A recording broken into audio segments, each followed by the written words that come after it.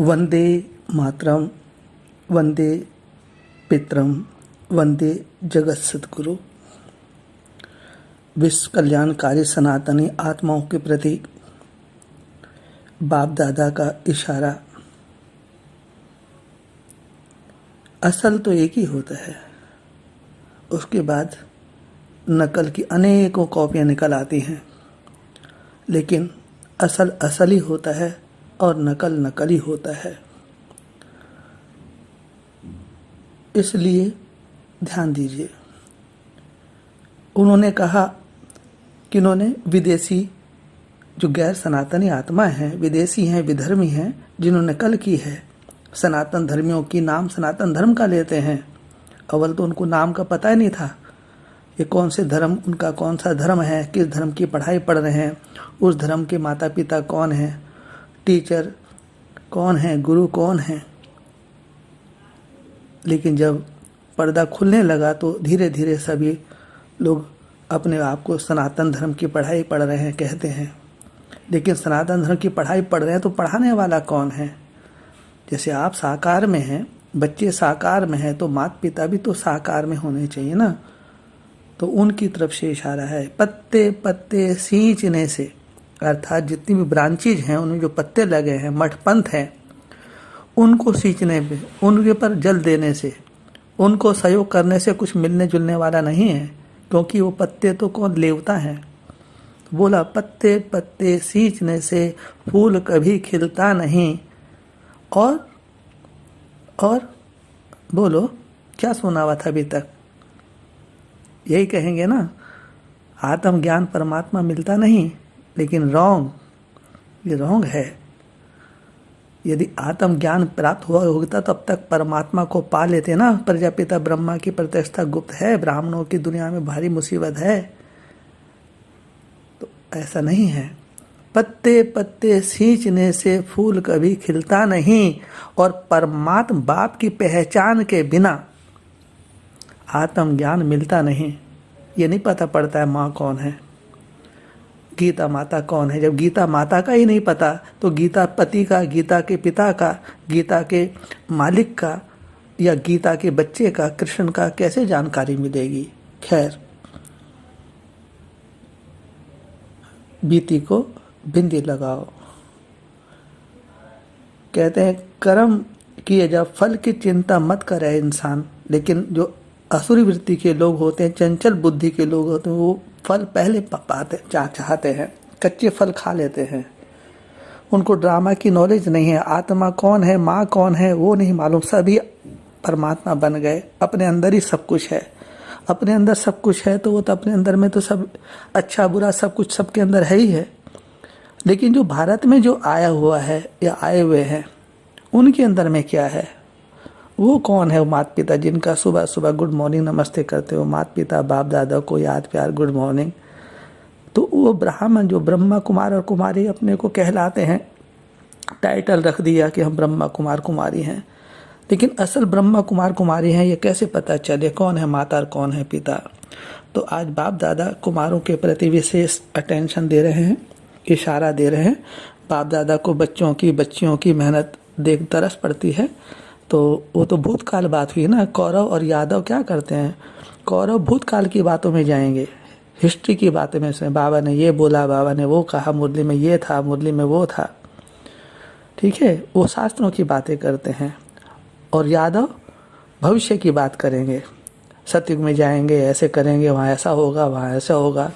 मतलब गा गे गी और था और थी, भूत और भविष्य में ही उलझते हैं और उलझाते हैं। कौन? ये बुद्धिवादी शास्त्रवादी। और आप बच्चे वर्तमान में, तो presence of mind, here and now, एकाग्रता, अंतर्मुखता, बाह्य मुखता से नहीं, अंतर्मुख सदा सुखी। तो मेरे बच्चों, मेरे भाइयों, आत्मन रूपों, कुमार भाइयों कुमारियों, आपके लिए विशेष इशारा दिया जा रहा है जिससे कि आप मेहनत से छूट सकते हैं। थोड़ा सा एक कदम और आपको बढ़ाना है। तो कुमारों की विशेषता क्या है जानते हैं? नाम लेके तो बाप दादा नहीं बोल रहे हैं, लेकिन समझ सकते हैं। जितने भी भारतवर्ष में कुमार और कुमारी ने त्याग तपस्या की है, आप लोग अपनी विशेषताओं को नहीं जानते हैं, लेकिन बाप दादा के दिल में आप लोगों की विशेषता है, बाप दादा आप लोगों की विशेषता के गुण गाते हैं। तो कुमारों की विशेषता क्या है? कुमार जीवन श्रेष्ठ जीवन है। क्यों भारत के लालो, भारत के कुमारों, कुमार जीवन श्रेष्ठ जीवन है। अनुभव में आता नहीं? खैर, क्योंकि पवित्र जीवन है। और जहाँ पवित्रता है, पवित्र जीवन कब होती है? जब माता पिता के घर में बच्चे बन के रहते हैं, अर्थात सब बुराइयों से अनभिज्ञ रहते हैं, बचे रहते हैं, तो उनको बच्चा बोलते हैं। तो जब तक माता पिता के घर में जन्म नहीं लेंगे, बच्चा बन करके पुरानी दुनिया से मर करके यहाँ मर्जी व जन्म में जब नहीं आएंगे, हरिश्चंद्र घाट पर नहीं आएंगे, शमशान भूमि में नहीं आएंगे, जब तक यहाँ तुम्हारा दाह संस्कार नहीं होगा, तुम्हारा सब कुछ पुराना जलेगा, भस्म नहीं करेंगे, तब तक नया जीवन कैसे होगा? तो नए माता पिता के घर में ड्रेस एड्रेस सब कुछ बदल जाती है। तो जहाँ माता पिता हैं वहाँ बच्चे हैं, और बच्चे जब माता पिता की गोद में आते हैं तो बच्चों के अंदर में कोई भी किसी प्रकार की चंचलता नहीं होती है। तो जहाँ पवित्रता है वहाँ महानता है। कुमार अर्थात शक्तिशाली, कुमार अर्थात शक्तिशाली, कुमारी माने शक्तिशाली। जो संकल्प करें वह कर सकते हैं। कुमार हो चाहे कुमारी हो, अर्थात सदा बंधन मुक्त बनने और बनाने वाले। तो बच्चों को क्या प्रॉब्लम है? माता पिता के घर में दाल रोटी खाओ, प्रभु के गुण काहे की चिंता। जब माता पिता मिल गए, एक ही हट्टी है, एक ही धाम है, जहाँ माता पिता है वही परम धाम है, वही बेहद का माउंट आबू है। अब वहाँ पहाड़ पर माउंट आबू में तो माता पिता नहीं बैठे, न फरुखाबाद में माता पिता बैठे हैं, वो तो सन्यासी हैं, वो तो भगत आत्मा है ना, किस्से कहानी सुनाने वाले, कथा बाँचने वाले। उससे उनकी कमाई होती है, वो घाटों पे बैठे हुए हैं जो। अब तो आप समझ गए ना। तो कुमार अर्थात सदा बंधन मुक्त, कुमारी अर्थात किसी के बंधन में नहीं, लेकिन माता पिता के सुखद बंधन में तो बच्चों को रहना होता है ना। तो कुमार अर्थात सदा बंधन मुक्त बनने और बनाने वाले। ऐसी विशेषताएं है ना आपके अंदर, जो संकल्प करो वही कर्म में ला सकते हो। स्वयं भी पवित्र रहे, औरों को भी पवित्र रहने का महत्व बता सकते हो। अनुभवी हो ना। चारों धाम की यात्रा करने के बाद अनुभवी होकर के चक्रवर्ती बन करके, चक्र लगा करके, अपने चक्रवर्ती बन करके अपने धाम में, अपने घर में, अपनी एक ही हट्टी है, एक ही धाम है, एक ही घर है, वहाँ पहुँच गए ना। अब घर जाना है। कौन से घर जाना है? जाना नहीं है, आना है।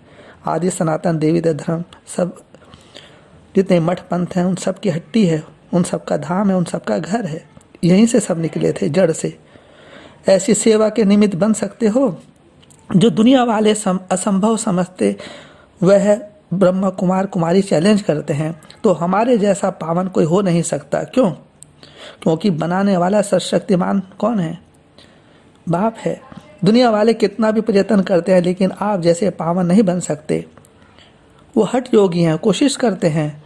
वो दुर्बाज खुशबाज हैं, घर छोड़ करके घर बार को छोड़ देते हैं। कायर, डरपोक, माया को क्या समझते हैं? कहते हैं माया ठगनी है, माया दुश्मन है। वो उनकी दुश्मन है, आपकी तो माँ है ना।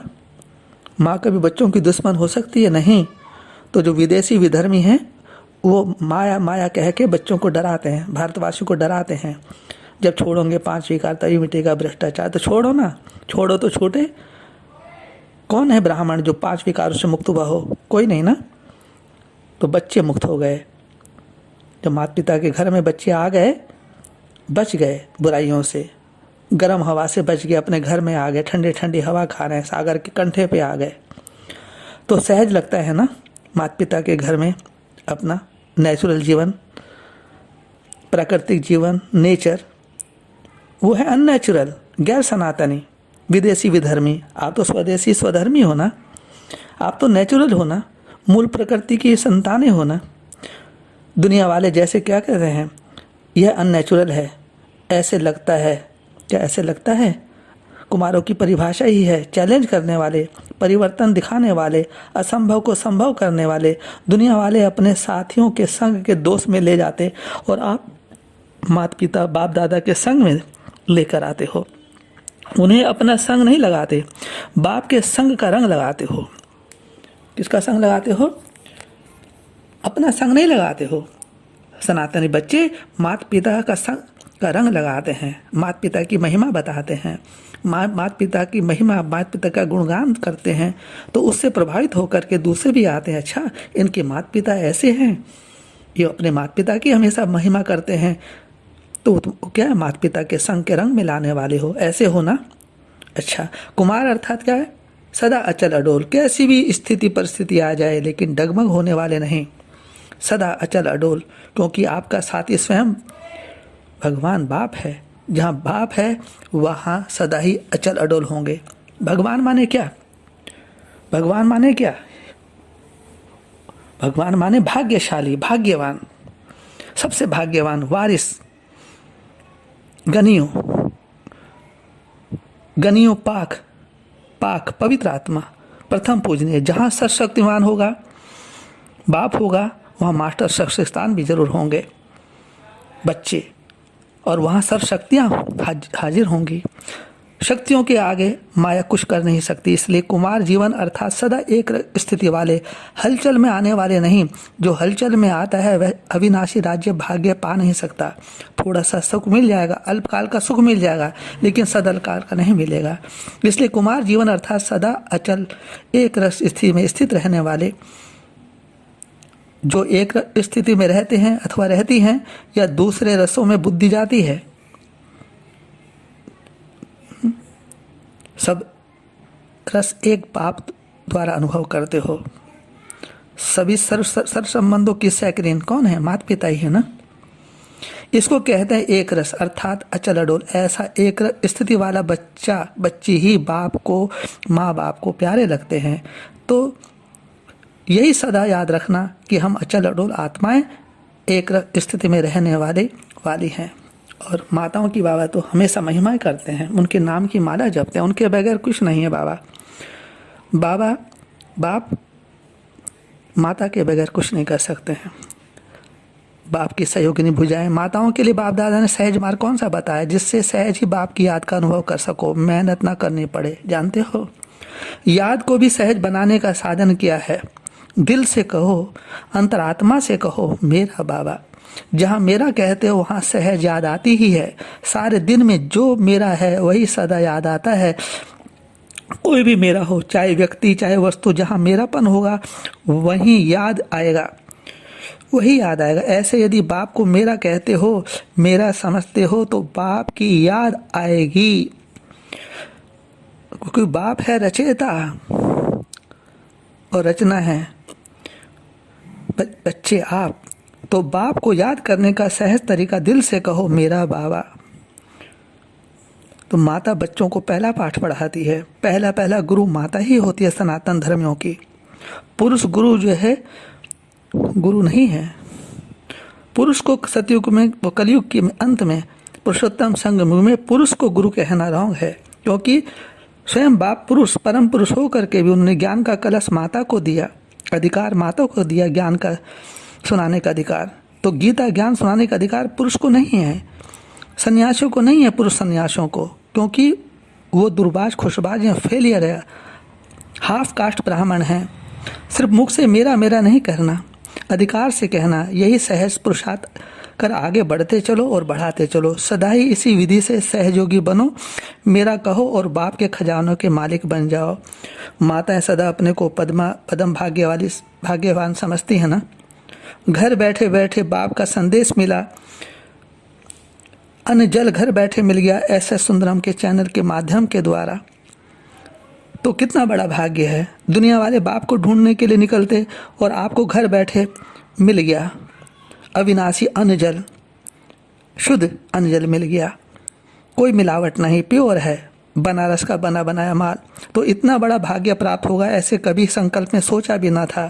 सोचा था यही तो गायन है, घर बैठे भगवान मिला। किसको घर बैठे भगवान मिला, किन को भगवान घर बैठे मिला, जरूर किसी को मिला होगा ना।